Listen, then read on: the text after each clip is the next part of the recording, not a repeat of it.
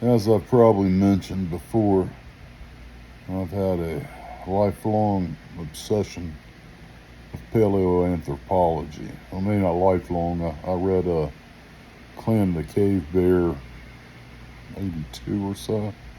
83, I would have been about 11, 12 years old. So, maybe not all my life, most of my life.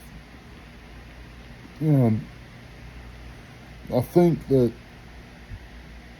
people who like that and in history, I think maybe we see time differently than a lot of people.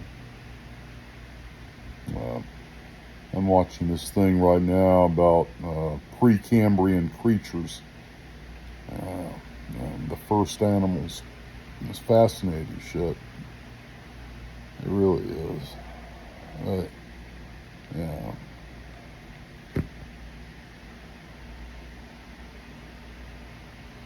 Time, man. What is a human life?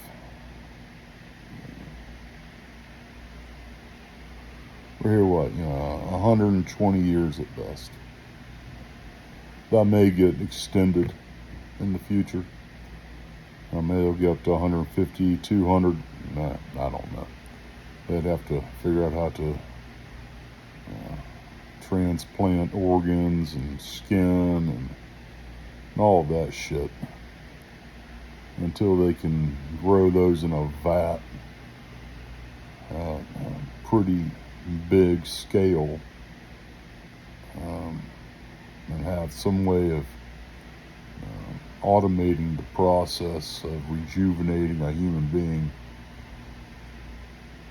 We're probably not really going to break 120 until that happens.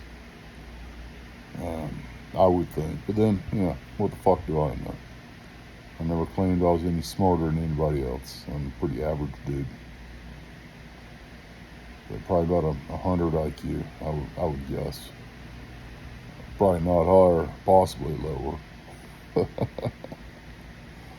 The older I get, the more I realize how little I fucking know. And the shit that I thought I did know, most of that was wrong.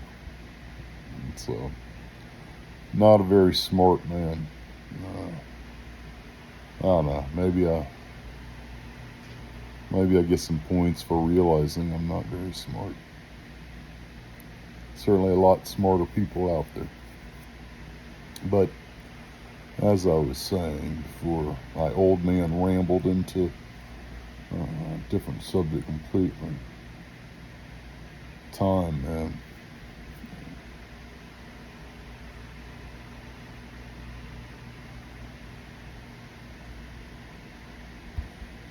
My life is infinitesimal, man. Infinitesimally small. And then I'm on this rock. I'm on this rock in a solar system spinning around the sun that's spinning around a giant black hole.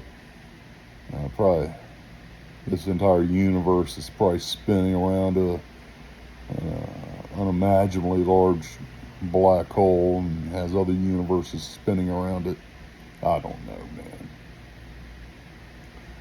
I've always seen the, well, not always, but since I started studying it, it seemed to me the most logical theory of creation was the Big Bang, and that it went, like a heartbeat, in and out over trillions of years. And now, I don't know, man. That's certainly not an original thought with me. I'm not smart enough to come up with that by myself. But some astrophysicists are proclaiming it like it's a new, goddamn invention, like they invented sliced toast, because they're theorizing that there's a big bang and a big crunch, and then another big bang, big crunch, and they're showing how some solar systems are older than the purported age of the universe of about, I think, 14.9 billion years. 13, I don't know, man. I mean, I can't even fathom those fucking numbers. You can't fathom infinity. The human mind isn't meant to fathom infinity. If there's been genetic mutations that allow that, then maybe that's how we get, people like Isaac Newton and Stephen Hawking, Einstein.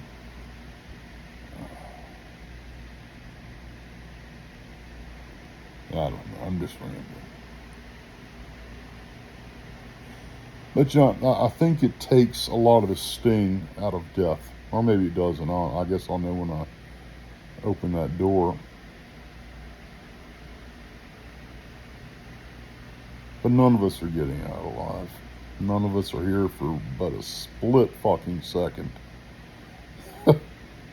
on a speck of dust, speck of blue dust. Even this world will be absorbed by the sun when it goes supernova or red dwarf or whatever. Not supernova, red dwarf, I think.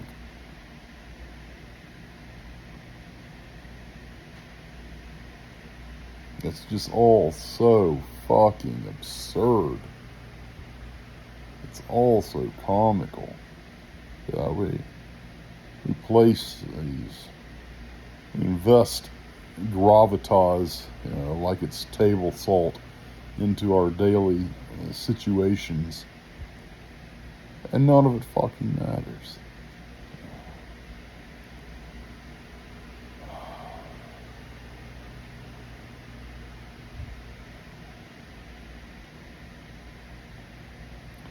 Nothing matters. And conversely, maybe that gives meaning and matter to our daily lives. Because they're so fragile, just the fart of a fruit fly, the anus of existence. It definitely won't be remembered.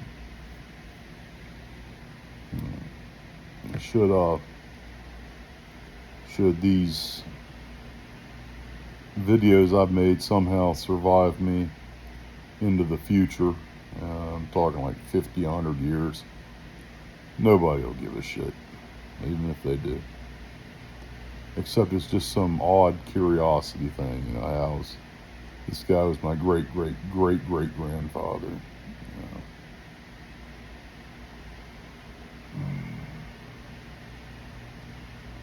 If that's the case, hello, grandson. If they invent time travel, come and see me. I could use some company. We'll do all the things that are illegal in your day. We'll smoke some menthol cigarettes, have a beer. So.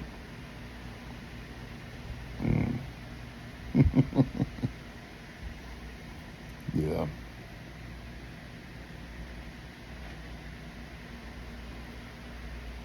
I think that's just the true heart of absurdism. And it's easy to think of that as nihilism. I'm not a nihilist.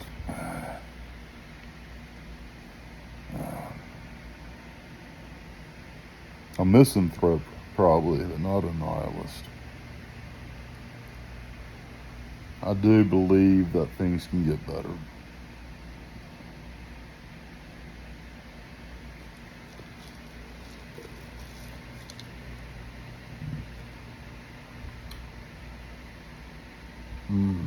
Yeah, we'll drink some coffee. Is that illegal in the future? Probably. Or maybe all the coffee plants went extinct because of the global warming. Which, I don't know, we'd probably come up with a synthetic coffee. but I doubt it would taste the same. So we could, have some coffee.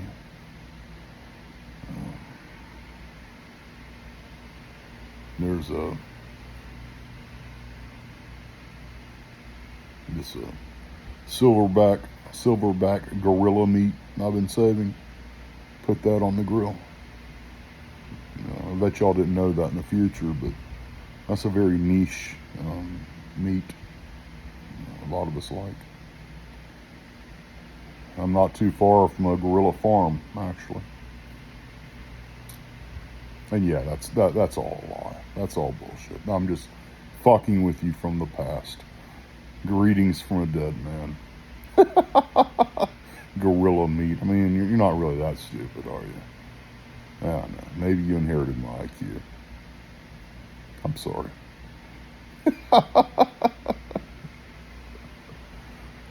Oh, Christ. Rick rolling the future. What's a Rick roll? You gotta look that up yourself.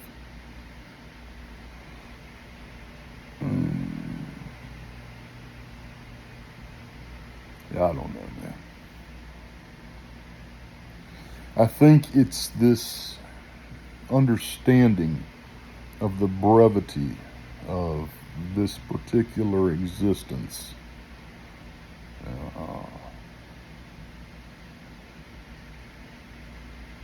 I think I think, well, for one thing, it probably fuels, my beliefs in reincarnation. I guess that's my psychological escape hatch. Don't get me wrong, I truly do believe that in reincarnation as much as you can believe in something that's, esoteric and that you've never put your hands on, that's intangible and shit. But I also recognize that it could be a psychological defense mechanism against my own inevitable and quickly approaching embrace of oblivion.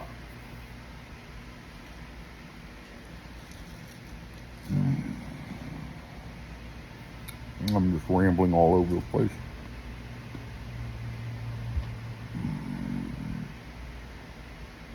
I don't know. I was just watching this thing. The first animals, Precambrian explosion. I don't know. I just found it really funny for some reason. It's like life is so short. Is it even real? What kind of God would do this to us?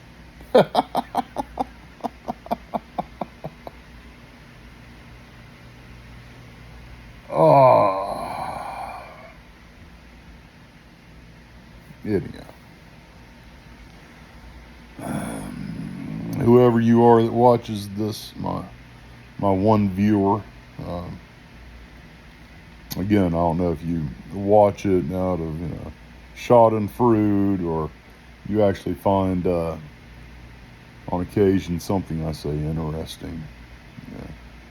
Or maybe you just maybe you enjoy your front seat to a man slipping into madness. But actually, it feels like I'm slipping into reality.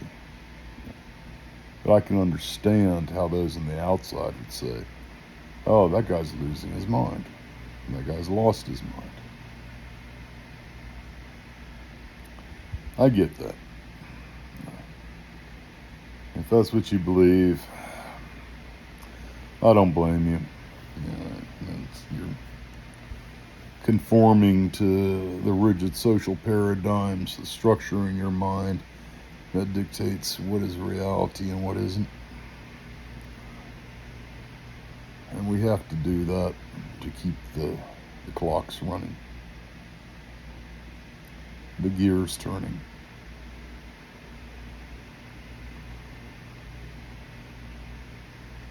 Just understand I don't agree with your assessment.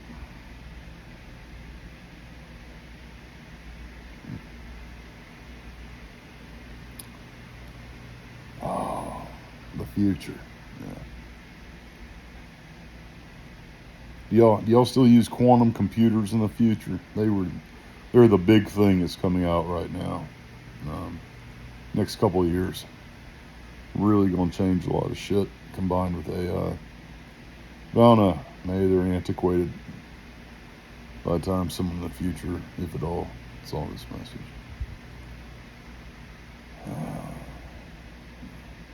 Did y'all figure out if dark matter existed or not? I'm curious about that one. If there really is a big library in the sky, as we wait between our mortal coils, then in the interim of existences, that's one of the things I'll be looking into. I don't know, maybe you just automatically know it all. Maybe once you get out of these tiny meat cages, your whole brain, your soul, whatever you want to call it, is able to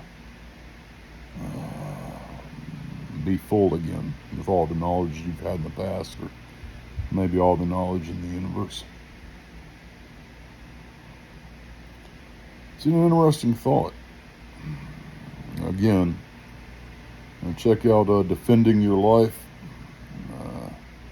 or What Dreams May Come, or especially Cloud Atlas. Cloud Atlas is an important fucking film. I'm not a big Tom Hanks fan, especially after this SNL sketch that he made. Yeah, Trump's an asshole. Not everybody supports him is. And that's why the Democrats are going the way of the Whigs. They've lost touch with so much of the common people.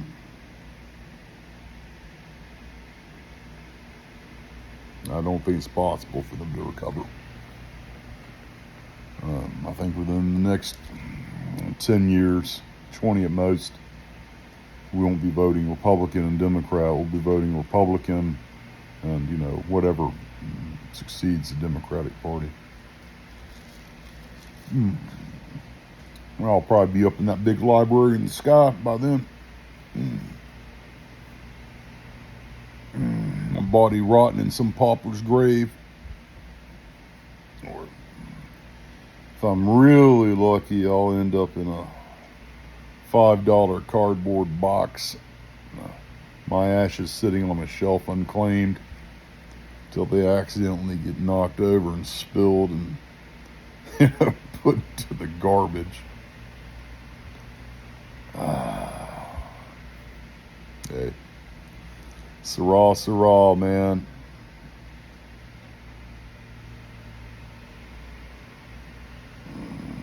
I've been an organ donor my whole life, but I just honestly don't think there's anything left to use.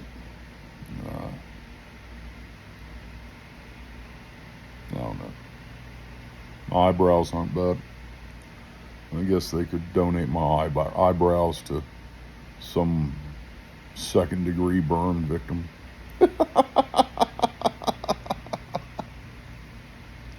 Oh, Christ.